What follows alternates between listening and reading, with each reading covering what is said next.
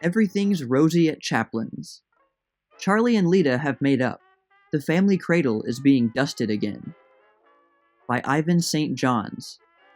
Photoplay, February 1926. Once upon a time, Charlie Chaplin said he'd like to have a family of 4 or 5 kids. It begins to look as though Charlie is going to have his wish come true. What with one small son, the image of his illustrious father, already kicking around, and another heir or heiress due along in April sometime, Charlie's future as the father of a large family seems to be shaping up nicely. There was a time not so long ago when the marriage of Charles Spencer Chaplin to his 16-year-old leading lady, Lita Gray, looked as though it was surely headed for the rocks. Charlie lived in one house, little Mrs. Chaplin and her mother lived in another. Charlie talked a good deal about how genius couldn't be stifled by family ties, and apparently hadn't altogether forsaken his role of the great modern lover. Charlie was seen about a great deal, and almost never with his young bride. Of course, this was before the first baby came. Now, all that is changed. Charlie and his bride not only live under the same roof in the big Chaplin Beverly Hills mansion, but seem sentimentally devoted to each other. Young Charles Chaplin Jr. is the apple of the great comedian's eye, and, it would appear, the center of his new existence as a domestic citizen. And now, that positive knowledge has succeeded the many rumors that a new baby is expected in the Chaplin household.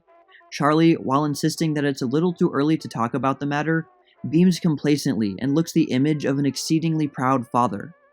Charlie's good-natured avoidance of discussing the coming event is in marked contrast to his sphinx-like attitude prior to the announcement last June of the birth of Mrs. Lita Gray Chaplin's first baby.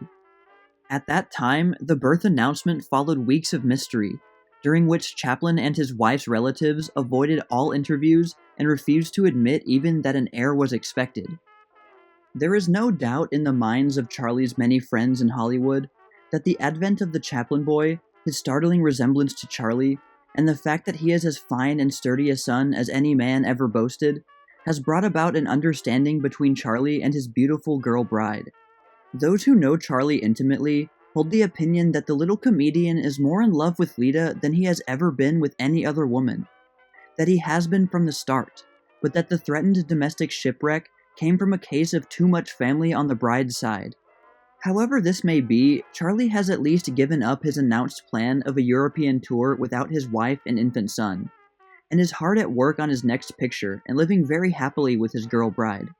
On his return from New York a few months ago, where he attended the opening of the Gold Rush, Charlie brought Lita a large and strikingly handsome diamond as a little gift, and Lita has been enjoying a series of shopping sprees which have resulted in any number of marvelous new gowns, coats, and evening wraps.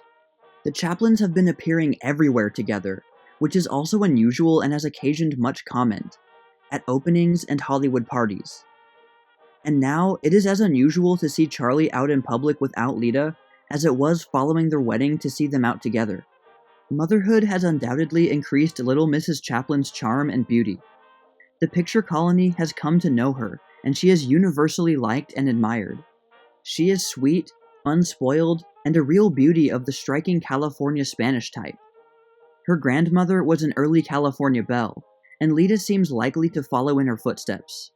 The mystery and drabness which surrounded the Chaplin-Gray marriage in a little town in Mexico nearly a year and a half ago, and later the birth of their first child, has been swept away, as if a wind had driven a huge cloud from the horizon.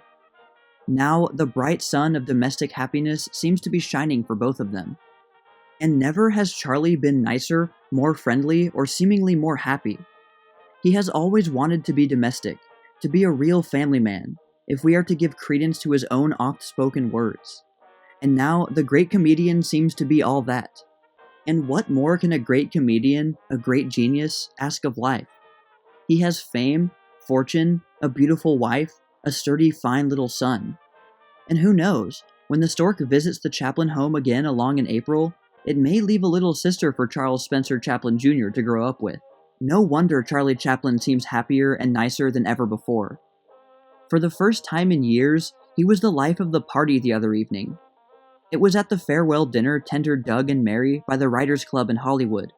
Charlie and Lita were there in a genial mood. The guests were called upon by the master of ceremonies and asked to do or say a little something. When Charlie was asked, he excused himself to those around him and climbed up on the table, hauling his chair with him. Then, seated in the chair, Charlie gave 2 charades in pantomime. One was a Spanish bullfight, and it brought forth uproarious laughter from the assembled guests. The other was the story of a Frenchman who calls upon a lady not his wife, but somebody else's, and in the midst of everything, her husband returns. It was so unearthly clever that the guests howled with glee and begged the comedian to give them more, but he good-naturedly declined. He never forgets the way to please is to fall short of enough. The delightful thing about it all is that while Charlie is becoming thoroughly domesticated, the charm of his unusual personality is not at all diminished thereby. Whether he continues to produce his comedies or elects to retire in the course of a year or two, nobody will be able to say that domesticity spoiled his genius. The beautiful pile of masonry in Beverly Hills that is known as the Chaplin Mansion is losing its gloomy look.